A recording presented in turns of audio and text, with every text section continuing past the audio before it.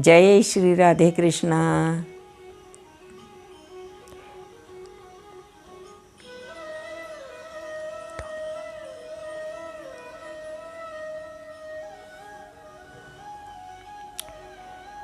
रामायण जी में तुलसीदास जी ने कहा है कि जन्म जन्म ऋषि जतन कराही, अंत हरि कह आवत नाही। तो अखिल ब्रह्मांड नायक, सारे जगत के पालनहार प्रभु का दर्शन बड़ा ही दुर्लभ है और अच्छे अच्छे ऋषि मुनियों को भी प्रभु के दर्शन नहीं हो पाते हैं। मगर जब कोई संपूर्ण समर्पित होकर और बिल्कुल मन को पवित्र करके उनकी शरण में जाता है, उन्हें पुकारता है, मित्र की भांति, प्रभु की भांति या सखा की भांति, जो भी जिस प्रकार से पुकारता है, तो प्रभु रुक नहीं पाते हैं और नंगे पांव दौड़े हुए चले आते हैं। इसलिए प्रभु का दर्शन अति दुर्लभ भी है और इतना आसान भी है कि एक पुकार पर प्रभु आ जाते हैं। और प्रभु खुद कहते हैं कि जब मेरा भक्त मुझे पुकारता है, जब कोई मेरा भक्त मुझे याद करके रोने लगता है, तो मैं भी रोने लगता हूँ उस भक्त से मिलने के लिए। तो और ये हमारे सामने, हमारे इतिहास में अनेकों उदाहरण हैं कि जब भक्त ने पुकारा आतुर होकर तो प्रभु आए हैं, जिसमें धन्ना भगत हुए, जिनके पास उन्हें समर्पित करने के लिए, प्रभु को समर्पित करने के लिए कुछ भी नहीं था और बस पवित्र मन की पवित्रता से वो प्रभु को याद करते थे और पुकारते थे। इसी प्रकार नरसिंह भगत भी बहुत गरीब थे और उनके पास भी प्रभु को समर्पित करने के लिए कुछ भी नहीं था, केवल प्रभु के लिए, प्रभु का ध्यान करना और उनके लिए रोना और उनसे बस मिलने की आस लगा के रखना। तो इस प्रकार नरसिंह भगत के पास भी आए। अनेकों उदाहरण हैं, मीराबाई हैं और भी अनेकों भक्त हैं जिनके पास प्रभु सशरीर साक्षात आए और उन्हें दर्शन देकर उनके सारे कष्ट दूर किए और उन्हें कृतार्थ किया दर्शन देके। तो इस प्रकार प्रभु के दर्शन अति दुर्लभ भी हैं और अति आसान भी हैं, है ना। तो उसी क्रम में मैं आपको एक छोटे से अबोध बालक की कथा सुनाती हूँ, जिसे प्रभु ने अपनी अनुभूति देकर और कृतार्थ किया और उसकी जो दर्शनों की अभिलाषा थी उसे पूर्ण किया। तो एक बालक था, छोटा सा, उसकी आयु केवल 6 वर्ष थी। तो वो अपनी माता के पास रहता था और माता के पास भी कुछ भी ना होने के कारण बहुत गरीबी से जीवन यापन करते थे और अपने बच्चे को पालती थी और बच्चे की आयु केवल 6 वर्ष थी। तो बच्चा कुछ भी नहीं जानता था कि भगवान क्या होते हैं, भगवान दर्शन देते हैं या नहीं देते हैं, उसे कुछ भी पता नहीं था।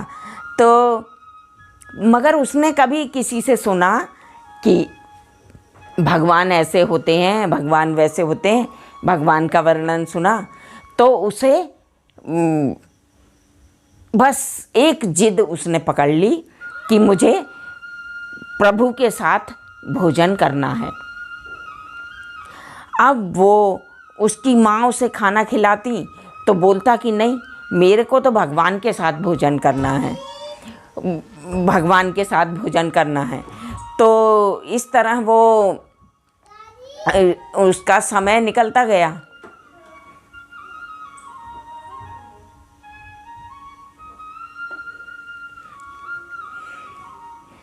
तो इस समय काफ़ी जब समय निकल गया तो वो अपनी जिद ही नहीं छोड़े। बोले कि है ना, मैंने सुना है कि भगवान बहुत सुंदर होते हैं, भगवान ऐसे होते हैं, भगवान वैसे होते हैं। उनकी रूप और उनकी माया का बखान सुन के और बच्चे ने बस जिद पकड़ ली कि मुझे तो भगवान के ही साथ भोजन करना है। अब बेचारी माँ क्या करे, उसके लिए भगवान कहाँ से लेके आए। तो वो कुछ कह ही नहीं पाती और बस बच्चा तो जिद पे पड़ा। अब एक समय की बात है कि माँ सोई हुई थी और रात्रि के 4 बजे थे। तो उस बालक ने क्या किया कि 6 रोटी एक कपड़े में बांध ली और चुपचाप घर से निकल लिया और चलता गया चलता गया चलता गया। अब वो बस एक ही बात सोचे कि कहीं तो भगवान मिलेंगे और तभी मैं उनके साथ भोजन करूँगा। तो उनने भोजन भी नहीं करा और चलता रहा। चलते चलते दिन डूबने लगा, शाम हो गई। अब जब एक अबोध बालक की पुकार प्रभु ने सुनी तो वो भी नहीं रुक पाए। अब वो चलते चलते एक नदी के किनारे पहुंचा। एक नदी के किनारे पहुंचा तो वहाँ पे उसने देखा कि एक बूढ़ी अम्मा है जो नदी के किनारे बैठी हुई है।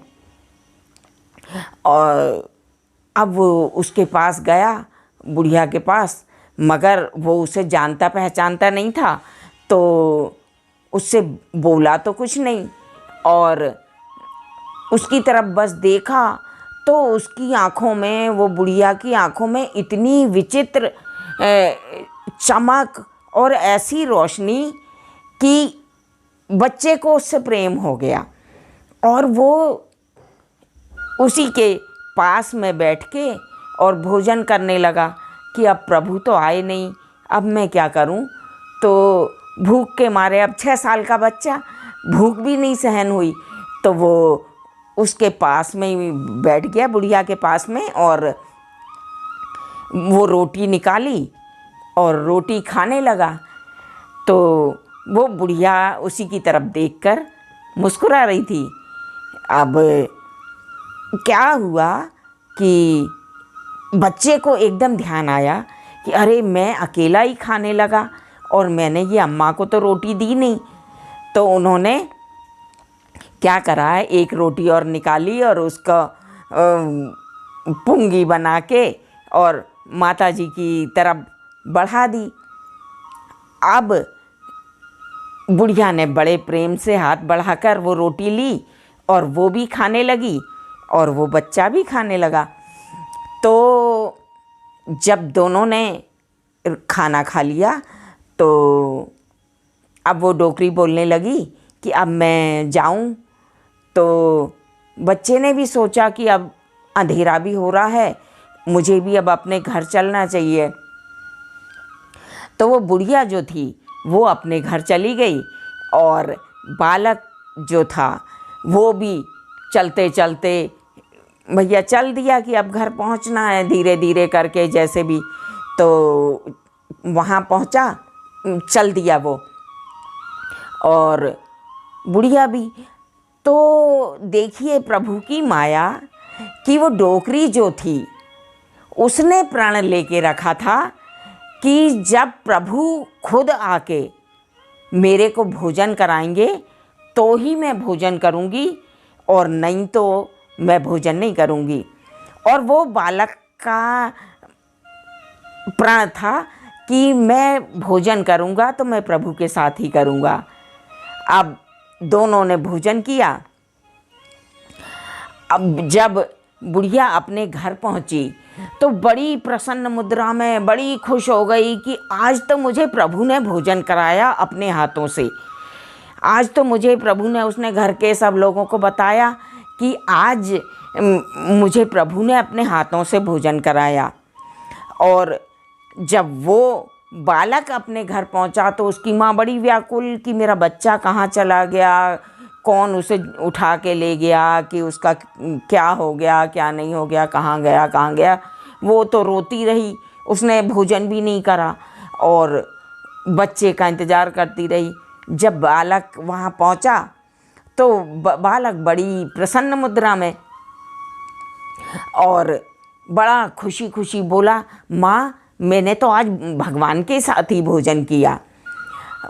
आज मुझे भगवान मिले थे, वो नदी के किनारे पर बैठे हुए थे और उन्होंने मुझे मैंने उन्हीं के साथ भोजन करा। मैं जो रोटियां ले गया था उसमें से वो एक अम्मा के रूप में आए थे और उन्होंने मेरे साथ में भोजन किया और मैंने उन्हीं के साथ में भोजन किया।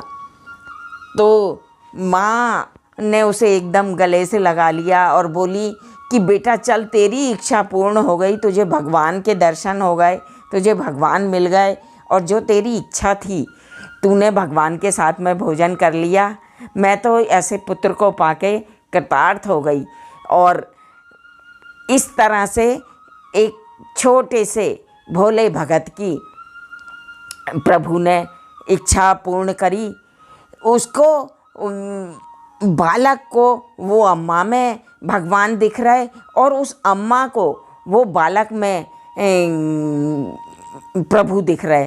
तो दोनों प्रभु ने अपने रूप दोनों में उतार दिए, दोनों को अपना स्वरूप बना दिया। बुढ़िया भगवान जैसी दिखने लगी और बालक भी भगवान जैसा दिखने लगा, दोनों के रूप बनाकर, और प्रभु ने दोनों की इच्छा पूर्ति करी। तो ऐसे हैं मेरे भक्त वत्सल भगवान, जो अपने भक्त के लिए क्या क्या रूप बनाते हैं, क्या क्या कहाँ कहाँ पहुँच जाते हैं। तो जिनके चरण कमल कमला के करकल से न निकलते देखा, उनको ब्रज की कुंज गलिन में कंटक पथ पर चलते देखा। इस तरह प्रभु, जब भक्त व्याकुल होता है, जब भक्त की केवल एक ही इच्छा रहती है कि मुझे प्रभु से मिलना है, तो वो राधा रुक्मणी सबको छोड़कर और चल देते हैं अपने भक्त से मिलने के लिए और उससे मिलकर उसे कृतार्थ करते हैं। ऐसे बिहारी लाल की जय। मेरे प्रभु सब पर इसी प्रकार कृपा करें, सबको ऐसी ही अनुभूतियाँ दें ताकि वो प्रभु की शरण में पूर्ण विश्वास के साथ हमेशा रह सके। और प्रभु की यही लीला है कि जब भी कोई भक्त एक बार उनको पुकारता है तो वो ज़रूर उसकी मनोकामना पूर्ण करते हैं किसी ना किसी रूप में। तो ऐसे प्रभु की सदा जय जयकार करना चाहिए। सदा शुद्ध और पवित्र मन से प्रभु का स्मरण करें ताकि सभी को प्रभु के दर्शन हो, उनकी लीलाओं का लाभ हो। इस प्रकार प्रभु की लीलाएं होती हैं। जय श्री कृष्ण।